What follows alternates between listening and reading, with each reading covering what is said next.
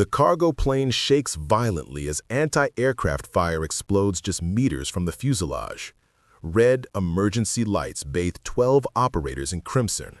They're 30,000 feet above hostile territory. The mission? Rescue 3 captured American intelligence officers before they're executed at dawn. But there's a problem. The team leader just took shrapnel to the leg.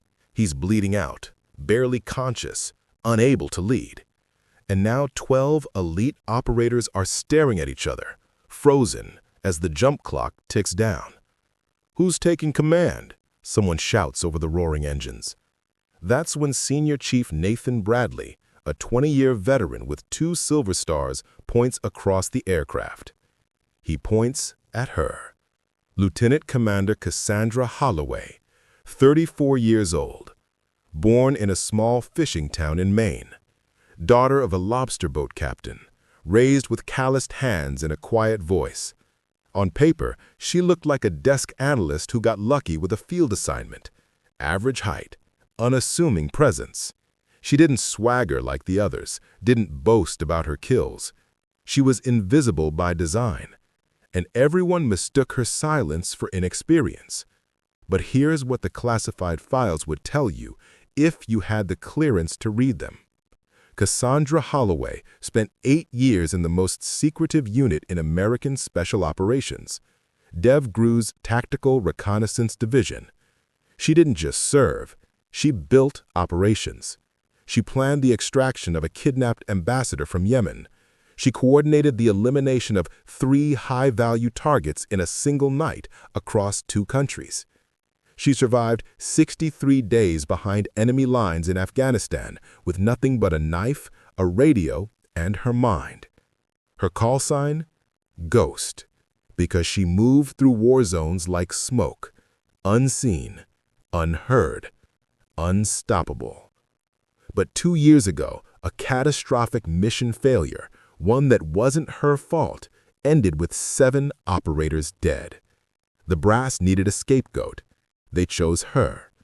They buried her career, stripped her of command, transferred her to a support role where she'd never lead again. She accepted it without protest, not because she was broken, but because Cassandra Holloway learned long ago that the loudest voice in the room is rarely the most dangerous one. She would wait. And tonight, her moment arrived. From the moment Cass joined the team, she was treated like baggage. During mission planning, Lieutenant Cole Harrison, the team's second-in-command, dismissed her input without even looking up from his tablet. "Appreciate the enthusiasm, Holloway, but maybe leave the tactical work to people who've actually been in combat." She said nothing. During equipment checks, operators would walk past her like she didn't exist. When she offered to help with communications setup, someone laughed and said, "Stick to paperwork, sweetheart." She kept her head down. She always kept her head down. But she was watching, learning, memorizing every face, every personality, every strength and weakness on this team. Because that's what ghosts do. They observe before they strike. The worst moment came the night before deployment. Cass was reviewing satellite imagery alone in the operations center when Harrison walked in with 2 other operators. "You know Command only sent her because of optics, right?" Harrison said, not caring that she could hear. "They need a woman on the mission report. She's a checkbox, not an operator." The others laughed. Cass kept her eyes on the screen. Her jaw tightened, but she said nothing. She knew something they didn't. This mission had a fatal flaw in its planning. The extraction route passed directly through a valley that intelligence had flagged for increased enemy activity. She'd seen it in the data. She'd tried to raise it. Nobody listened. Now they were jumping into a trap. And when everything fell apart, and she knew it would, she would be ready. The cargo bay is chaos. Team leader down. Jump clock at 2 minutes. 12 operators without direction. That's when Senior Chief Nathan Bradley steps forward. He's 60 years old, a legend, the kind of operator who trained operators. He was supposed to be retired, brought back for one last mission as an advisor. And right now, he's looking at Cassandra Holloway like she's the only person in the aircraft who matters. Ghost, he says. The name hits the cargo bay like a thunderclap. Everyone freezes. What did you call her? Harrison demands. Bradley ignores him, his eyes locked on Cass. I know who you are. I've read every classified page of your file. You planned the Sanaa extraction. You ran reconnaissance in Kandahar for 6 months without backup. You're the reason Alpha Team made it out of Fallujah in '09. He steps closer. These men don't know you, but I do. And right now, I'm telling everyone on this aircraft, if you want to survive tonight, you follow her. Silence. Complete, absolute silence. Cass looks at the faces around her. Doubt, confusion, fear. Then she speaks, and her voice isn't quiet anymore. 30 seconds ago, we lost our team leader. In 90 seconds, we jump into hostile territory with an extraction route that runs straight through an enemy ambush zone. I flagged this 3 days ago. Nobody listened. She steps toward the tactical display. Here's what's going to happen. We abandon the primary route. We insert 2 kilometers east through the mountain pass. It's a harder climb, but it bypasses the ambush entirely. Once we reach the compound, I'll lead infiltration. Bradley handles perimeter security. Harrison. She turns to face the man who mocked her. You follow my orders, or you stay on this plane. Your choice. Harrison's face is a war between pride and survival. Survival wins. What do you need? Cass smiles. It's cold. It's confident. It's the smile of someone who's been waiting for this moment. I need everyone to remember, you're not following a checkbox anymore. You're following a ghost. The mountain insertion goes flawlessly. Cass's route is perfect. They reach the compound, breach the perimeter, locate the hostages.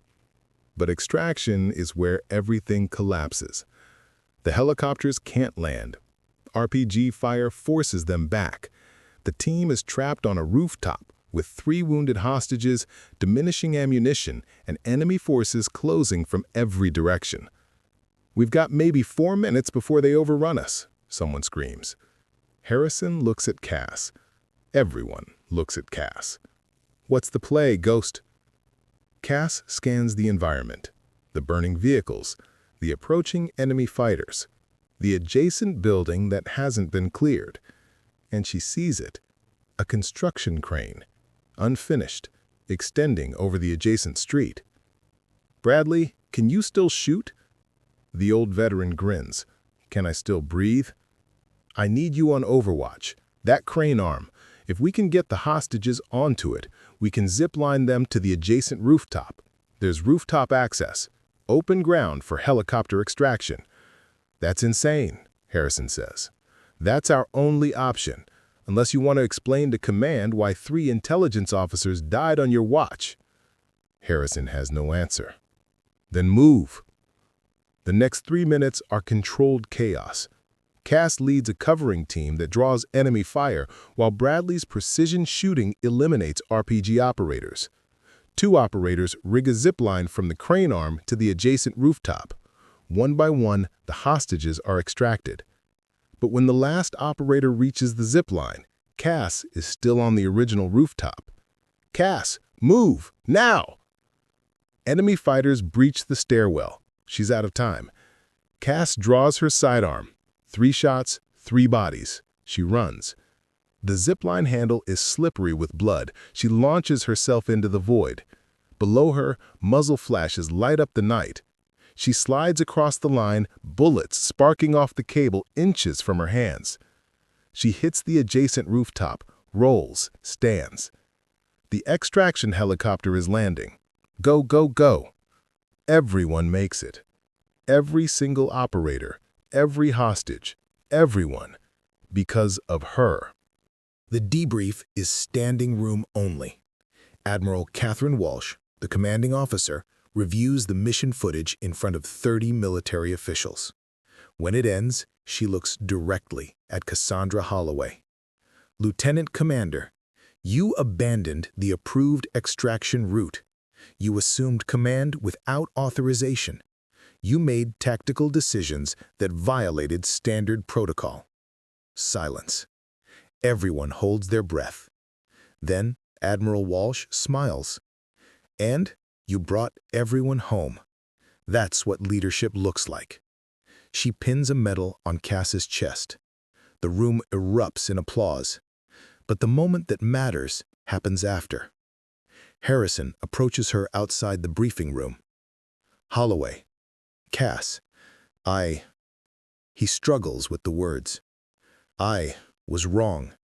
About everything. You're not a checkbox. You're the reason I'm standing here. Cass looks at him, at the man who mocked her, dismissed her, treated her like she was nothing. I know, she says quietly. And next time someone gets assigned to your team who doesn't look the part, maybe remember this moment. Harrison nods. It's not an apology. It's something better. It's understanding. Later that night, Bradley finds her on the observation deck. You know what I admire most about you, Ghost? She waits. You never needed them to believe in you. You believed in yourself. That's rare. Cass looks out at the stars. My father used to say something. The ocean doesn't care how strong you think you are. It only cares whether you can swim. She turns to face him. Tonight, I showed them I can swim. Bradley nods slowly. No, tonight, you showed them you can fly. She was underestimated, dismissed, treated like a rookie by men who never bothered to look beneath the surface. But Cassandra Holloway didn't need their approval. She didn't need their recognition. She knew who she was. And when the moment came, when chaos descended and everyone else faltered, she stepped forward, not with anger, not with resentment, but with the quiet, unshakable confidence of someone who has already walked through fire. The world told her she didn't belong. She proved she was the only one who could lead them home. That's the power of being underestimated. They never see you coming. Before you go, tell us in the comments which country are you watching this video from. And don't forget to subscribe to Her Force Tales for more incredible stories. And hit like, share, and comment to support the channel.